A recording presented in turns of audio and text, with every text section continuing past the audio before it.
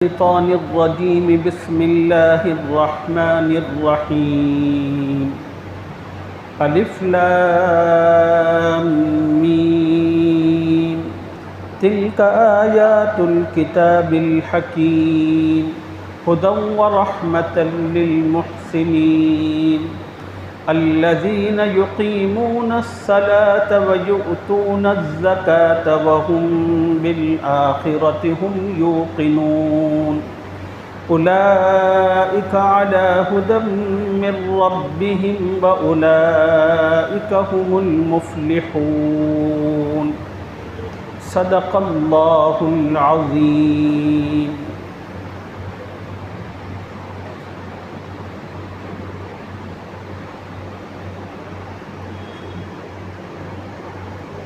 گزشتہ سبق میں اس سورہ مبارکہ میں جن مضامین کو اللہ تعالیٰ نے ذکر فرمایا ہے اس سے متعلق تھوڑی سی تفصیل آپ احباب کی خدمت میں عرض کی تھی۔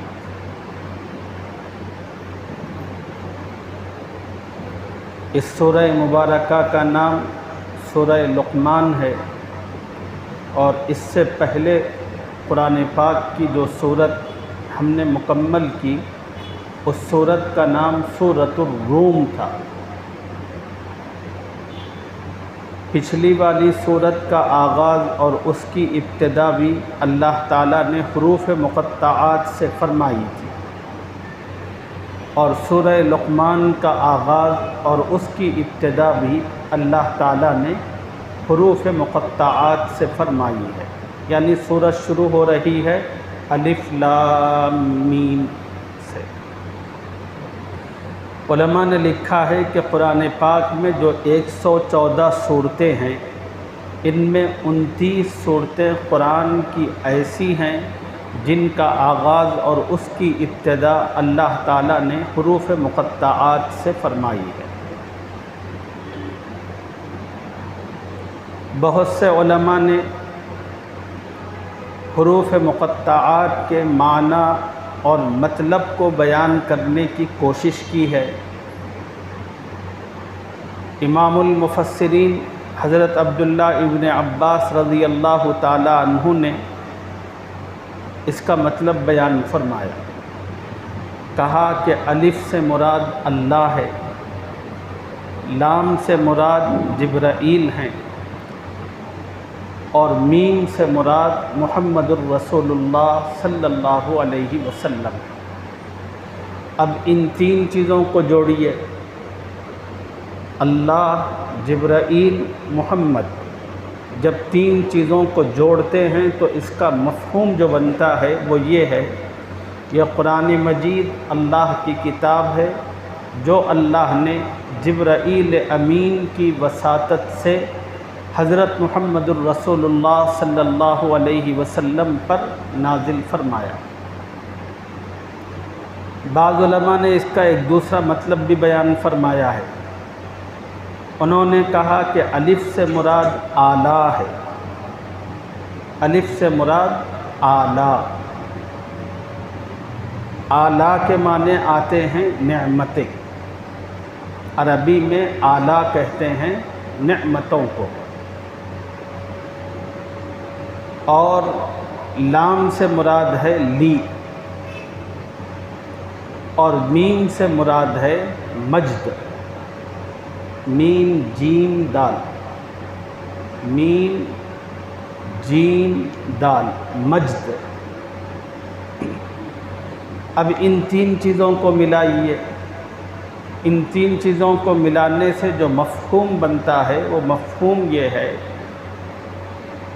دنیا میں جتنی نعمتیں ہیں یہ ساری کی ساری نعمتیں اللہ کی جانب سے ہیں، اور وہ اللہ انتہائی بزرگی عظمتوں کا حامل ہے۔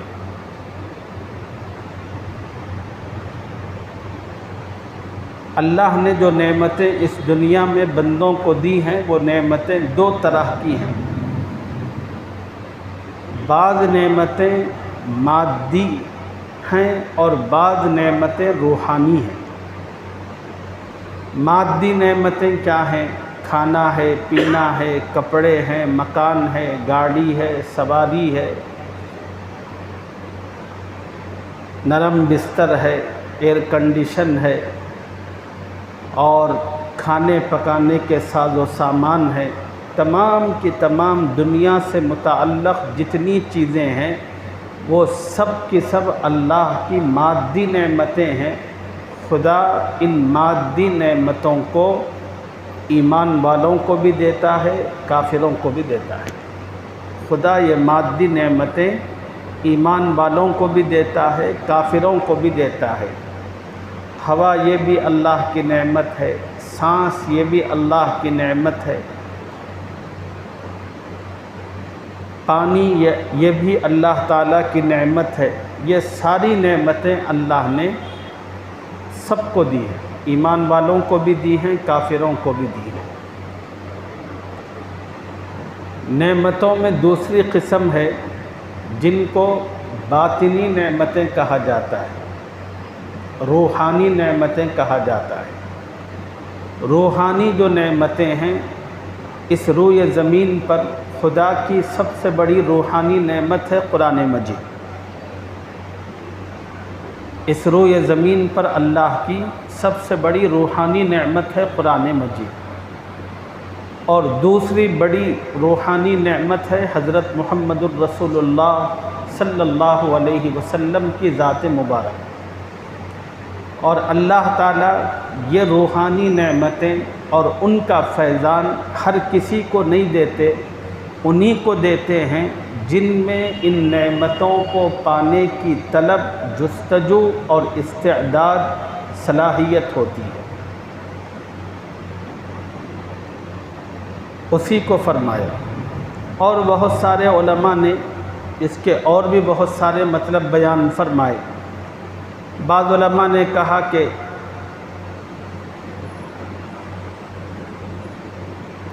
الف سے مراد انوار ہے، لام سے مراد لامع ہے، اور میم سے مراد متوالی ہے۔ اب ان تین چیزوں کو جوڑیے تو اس کا جو مفہوم بنتا ہے وہ مفہوم یہ ہے کہ جو آدمی چمکنے والے انوار جو مسلسل ہوں ان کو پانا اور دیکھنا چاہتا ہے تو وہ اللہ کی اس سورہ مبارکہ کی تلاوت کرے۔ جو آدمی ایسے انوارات کو دیکھنا چاہتا ہے جو چمکنے والے ہیں اور مسلسل ہیں تو اس کو چاہیے کہ وہ قرآن کی اس سورہ مبارکہ کی تلاوت کرے۔ اور مختلف علماء نے ان الفاظ کے مختلف مطالب بیان فرمائے ہیں، لیکن یہ سب کے سب مطلب ان الفاظ کو سمجھانے کے لیے ہے، ان کا یقینی معنی نہیں ہے۔ یقینی معنی کیا ہے؟ حروف مقطعات کا وہی ہے جو اللہ جانتے ہیں اور جو اللہ نے رسول اللہ صلی اللہ علیہ وسلم کو بتایا۔ اور حروف مقطعات سے متعلق آپ حضرات کو یہ بات بھی میں نے بتا دی تھی، یہ اللہ اور اس کے رسول صلی اللہ علیہ وسلم کے درمیان ایک راز ہے، اور یہ کوڈ ہیں خدا اور رسول کے درمیان جو اللہ نے قرآن پاک کی مختلف صورتوں کے شروع میں ان کو رکھا ہے۔ ہمارے لیے حکم یہ ہے کہ اس کو پڑھو، اس کو پڑھو، اس پر ایمان لاؤ۔ پڑھیں گے، ایمان لائیں گے تو اس کی جو نورانیت اور اس کی جو ظاہری اور باطنی برکتیں ہیں وہ پڑھنے والوں کو حاصل ہوں۔ ایمان کیا لانا ہے؟ ایمان یہ لانا ہے کہ اے اللہ اس آیت کا جو بھی مطلب ہے اس پر میں ایمان رکھتا ہوں، اور اللہ نے اس کا مطلب کھولا نہیں، بیان نہیں فرمایا۔ نبی رحمت صلی اللہ علیہ وسلم نے بھی ان الفاظ کا مطلب امت کو بتانا ضروری نہیں سمجھا۔ اگر امت کے لیے ان الفاظ کا مطلب جاننا ضروری ہوتا تو حضور صلی اللہ علیہ وسلم بھی ضرور اس مطلب کو بیان فرماتے۔ تو اس لیے بس ہمیں پڑھنا ہے، اس کا جو بھی مطلب ہے اس پر ایمان رکھنا ہے۔ الف لام میم تلک آیات الکتاب الحکیم، یہ حکمت سے بھری ہوئی کتاب کی آیتیں ہیں۔ قرآن پاک میں جو آیتیں ہیں وہ تمام کی تمام آیتیں حکمت سے بھری ہوئی ہیں۔ حکمت کیا چیز ہے؟ قرآن مجید میں اللہ نے ایک مقام پر کہا یؤتی الحکمت من یشاء، اللہ جس کو چاہتے ہیں حکمت عطا فرماتے ہیں۔ وَمَن یؤت الحکمت فقد اوتی خیرا کثیرا، اور جس کو اللہ کی جانب سے حکمت عطا کی جاتی ہے اس کو خیر کثیر دیا جاتا ہے۔ حکمت ان باتوں کو کہا جاتا ہے جو حاصل کرنے والے کے لیے بھی نفع بخش ہوں، اور جب وہ اس کو دوسروں کے سامنے بیان کرے تو سننے والوں کے لیے بھی وہ چیزیں نفع بخش ہوں۔ قرآن کی تمام آیتیں ایسی ہی۔ تلک آیات الکتاب الحکیم، یہ حکمت سے بھری ہوئی کتاب کی آیتیں ہیں۔ ہدی ورحمۃ للمحسنین، نیک کام کرنے والوں کے لیے قرآن کی یہ آیتیں ہدایت اور رحمت ہے۔ قرآن یہ ہدایت نامہ ہے، لیکن اللہ کی اس ہدایت سے ہر آدمی استفادہ نہیں کر سکتا۔ قرآن کی اس ہدایت سے استفادہ وہی لوگ کر سکتے ہیں جن کی زندگی میں نیکی ہوتی ہے۔ یہی وہ بنیادی مضمون ہے جو اللہ نے سورہ بقرہ کی ابتدائی آیتوں میں بیان فرمایا۔ الف لام میم ذالک الکتاب لا ریب فیہ ھدی للمتقین، اللہ تعالیٰ نے فرمایا کہ یہ قرآن ہدایت ہے متقیوں کے لیے۔ اس قرآن سے استفادہ ان لوگوں کو ملے گا جن کی اپنی زندگی میں طلب ہوگی، تڑپ ہوگی، جستجو ہوگی، جو اللہ تعالیٰ سے ہدایت کو مانگتے رہیں گے اور اللہ کے سامنے اس کا کلام کھول کر اس نیت سے بیٹھیں گے، اے اللہ میں جاہل ہوں، سیدھا راستہ کیا ہے میں نہیں جانتا، اے اللہ اپنے کرم سے مجھے سیدھا راستہ بتا، اے اللہ تیری مرضی کن چیزوں میں ہے، تیری ناراضگی، تیرا غصہ کن چیزوں میں ہے، کس راستے پر چلنے سے انسان تیری خوشنودی پاتا ہے، اور کون سا راستہ ہے جس پر چلنے سے تیرا غضب، تیرا غصہ، تیری ناراضگی اترتی ہے۔ اے اللہ میں نہیں جانتا، اے اللہ تو مجھے بتا۔ جب آدمی اس طلب کے ساتھ، اس تڑپ کے ساتھ، اس جستجو کے ساتھ قرآن پڑھتا ہے، علماء کی مجلسوں میں بیٹھتا ہے، تو پھر اللہ اس پر ہدایت کا راستہ کھولتے ہیں۔ جو آدمی بے طلبی ظاہر کرتا ہے اور استغنا والی کیفیت پیدا کرتا ہے، بے پرواہی کا مظاہرہ کرتا ہے، ایسے بندے کو اللہ تعالیٰ قرآن سے اور اس کی ہدایتوں سے بہت دور رکھتے ہیں۔ اسی کو اللہ نے فرمایا ہدی ورحمۃ للمحسنین، قرآن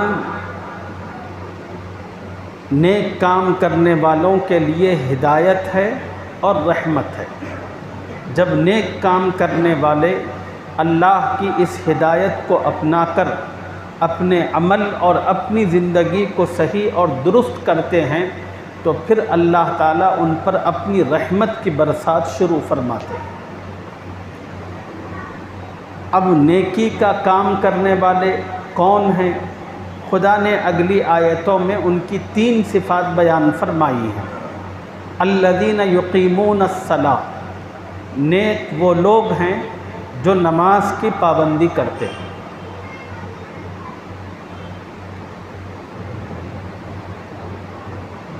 اس کا دوسرا مطلب علماء نے یہ بیان فرمایا کہ نیک وہ لوگ ہیں جو نماز قائم کرتے ہیں۔ دیکھیے نماز پڑھنا ایک الگ چیز ہے، نماز قائم کرنا یہ الگ چیز ہے۔ نماز قائم کرنا کسے کہتے ہیں؟ نماز قائم کرنا کہتے ہیں کہ وہ نماز وقت پر پڑھی جائے، وہ نماز پورے آداب اور شرائط کو ملحوظ رکھ کر ادا کی جائے۔ اس نماز کے لیے جو پہلی شرط ہے وضو کرنا، پاکیزگی اور طہارت کا حاصل ہونا، کہ وہ پاکیزگی اور طہارت آپ نے صحیح طور پر مکمل حاصل کی ہو، طہارت اور اس کے مسائل کو آپ نے پڑھا ہو یا کسی عالم دین سے سیکھا ہو۔ پھر وضو کے معاملات کو آپ جانتے ہیں، پھر آپ نے وضو صحیح کیا، پھر وقت کی پابندی اور اس کے اہتمام کے ساتھ آپ مسجد میں آئیں اور پھر پورے اطمینان والی کیفیت کے ساتھ آپ نماز ادا کریں، اس کو اقامت نماز کہتے ہیں۔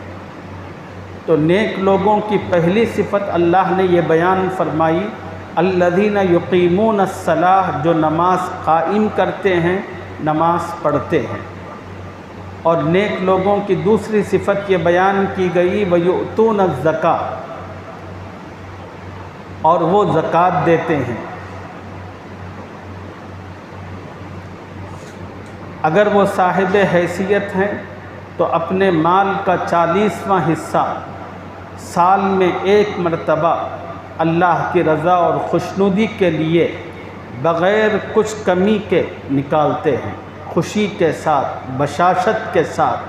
یہ میرے اللہ کا حکم ہے، جس مالک نے مجھے یہ سب کچھ دیا، اس کی رضا اور خوشنودی کے خاطر اس کے حکم پر میں اپنے مال سے اتنا حصہ نکالتا ہوں۔ وَيُؤْتُونَ الزَّكَاةَ وَهُمْ بِالْآخِرَةِ هُمْ يُوقِنُونَ، اور وہ آخرت کا یقین رکھتے ہیں۔ تیسری صفت، یہ تین صفات جن لوگوں میں ہوں گی وہ نیک لوگ کہلاتے ہیں۔ پہلی صفت نماز قائم کرنا، دوسری صفت ہے زکوٰۃ ادا کرنا، اور تیسری صفت ہے آخرت کا یقین۔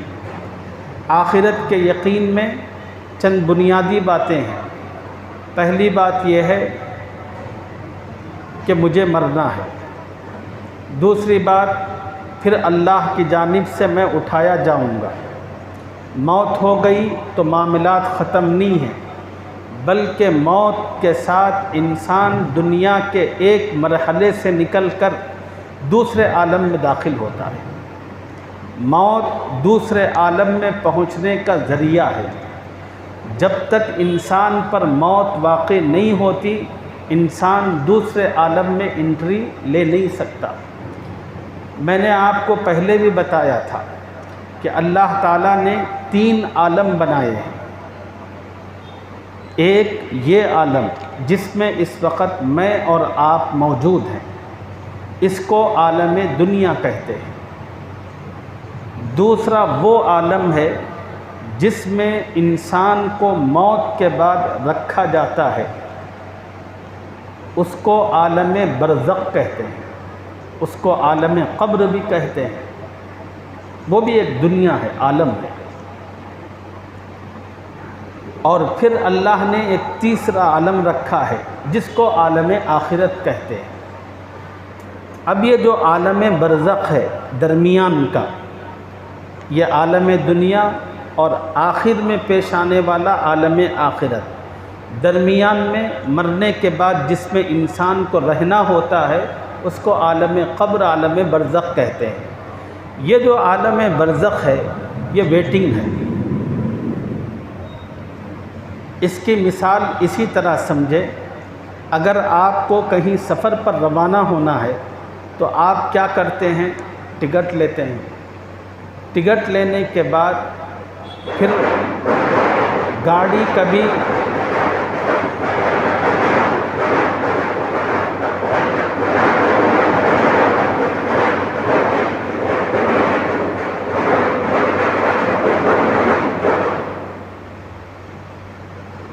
آپ ٹکٹ لیتے ہیں، ٹکٹ لینے کے بعد اب پھر آپ معلوم کرتے ہیں کہ میری گاڑی جس پر مجھے جانا ہے وہ کتنے بجے ہے، یا آپ کو پہلے ہی سے وقت کا پتہ لگتا ہے، وقت سے پہلے آپ آ کر گاڑی کے انتظار میں جو بیٹھتے ہیں اس کو ویٹنگ روم کہتے ہیں۔ تو عالم برزخ یہ ویٹنگ روم ہے ہر انسان کے لیے۔ اصل عالم دو ہی ہے، ایک عالم دنیا، دوسرا ہے عالم آخرت۔ عالم برزخ ویٹنگ روم کی طرح ہے۔ عالم دنیا اللہ نے دیا کس لیے ہے؟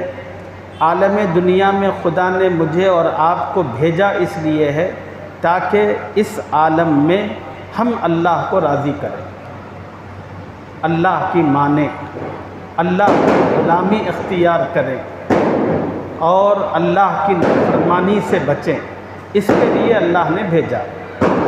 عالم آخرت میں ہوگا کیا؟ عالم آخرت کے اندر اللہ تعالیٰ اس کا حساب و کتاب کرے کہ بھئی میں تمہیں پیدا کر کے تمہیں زندگی دے کے دنیا میں بھیجا تھا، یہ بتاؤ کہ تم نے اس دنیا کی زندگی کو آیا میری مرضی کے مطابق گزارا یا اپنی خواہشات کے مطابق گزارا؟ اللہ تعالیٰ اس کا محاسبہ کریں گے، اور یہی چیز ہے جس پر ایمان رکھنا ہر مومن کے لیے ضروری ہے، اور اسی کو بتایا جا رہا ہے کہ آخرت پر ایمان میں پہلی چیز یہ ہے کہ مرنے کے بعد دوبارہ زندہ ہونا ہے، دوسری چیز حساب و کتاب ہے، اور تیسری چیز اللہ کے سامنے جواب دہی کا احساس۔ جب یہ تین چیزیں ہوں گی تو وہ آخرت پر ایمان کہلاتی ہے، اور اللہ تعالیٰ فرما رہے ہیں کہ یہ تین باتیں جن میں ہوں گی وہ نیک لوگ کہلاتے ہیں، اور انہی لوگوں کے لیے قرآن ہدایت ہے، اور انہی لوگوں کے لیے قرآن رحمت ہے۔ اب اللہ اپنے کرم سے ان تین صفات سے ہمیں متصف ہو کر نیک لوگوں کی جماعت میں داخل فرمائے اور ان کے جماعت میں داخل ہونے کی سعادت عطا فرمائے۔ آمین یا رب العالمین۔ سبحان اللہ بحمدہ، سبحانک اللہم و بحمدک، ونشہد ان لا الہ الا انت نستغفرک۔